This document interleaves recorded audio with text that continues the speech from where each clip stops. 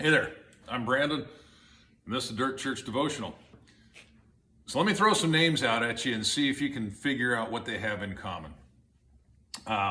Ezra, Nehemiah, Daniel, Meshach, Shadrach, Abednego, Mordecai, Esther, and there's a slew of others. What do they have in common? Well, yeah, they're all Jews. They were all godly people.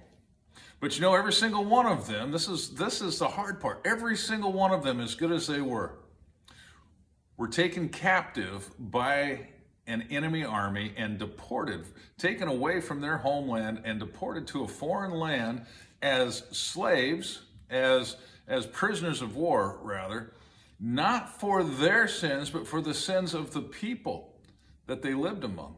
They were taken away from home. They had bad stuff happen to them, not because they earned it or deserved it, but because the people around them were bad.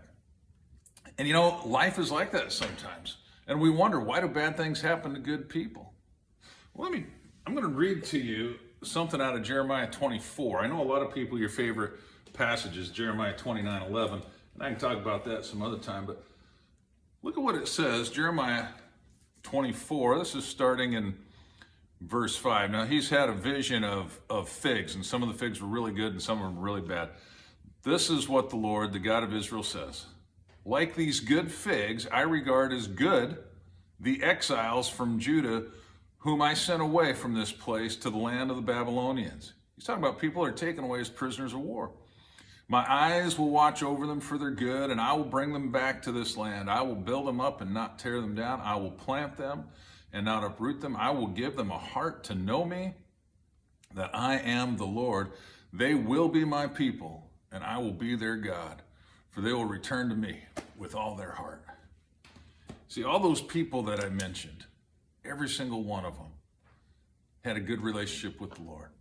And every single one of them went into what we would call a banishment, a punishment, hard things for something that they didn't do.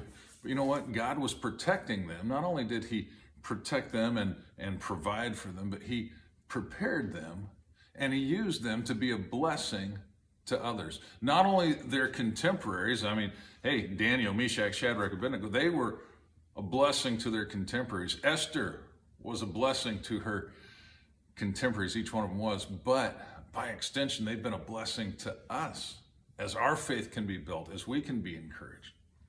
So let me turn it around. Let me turn it back on you. I don't know what you're going through today.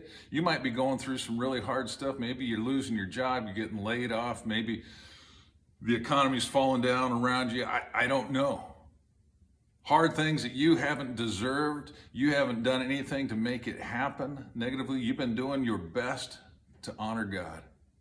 Can I encourage you with this? That just as God was looking out for and protecting those captives in the midst of the wicked people and in the midst of the hard times, he was protecting them, he was providing for them, he was preparing them to use them as a blessing. Perhaps, just perhaps, and I think even beyond perhaps, God's doing the same with you. He's going to protect you. He's going to provide for you. He's going to prepare you to be used by him to be a blessing, not only to your contemporaries, but to the generations to come. Keep your head up. Keep your faith strong. Keep walking forward and chew on that. We'll talk to you next time.